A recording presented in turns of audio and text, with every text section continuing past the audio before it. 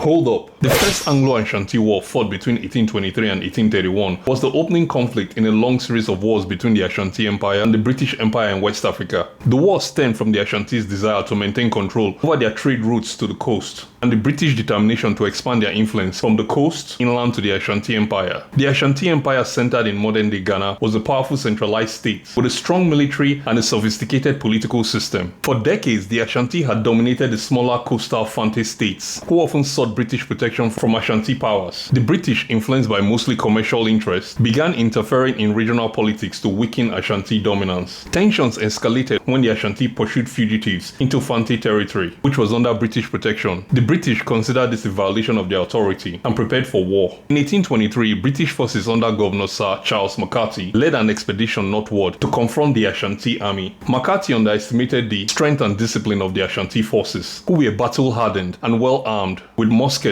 obtained through trades. On January 21, 1824, the two sides clashed in one of the most famous engagements of the war. The Ashanti decisively defeated the British and their allies, overwhelming them with superior numbers and strategy. Governor MacCarthy was deleted during the confrontation, and according to multiple historical sources, he was taken to Kumasi as a trophy. This defeat shocked British authorities and forced them to retreat back to the coast and regroup. Despite this early Ashanti success, the war dragged on, as both sides suffered from disease, logistical challenges, and shifting alliances among local African states. The Ashanti found it increasingly difficult to maintain control over the Fante territories due to British coastal blockades and local rebellions. By 1831, both powers recognized the futility of continued fighting and sought peace. Also, Britain had so much war to fight on the continent, so they were like, chill, we'll get back to you ASAP.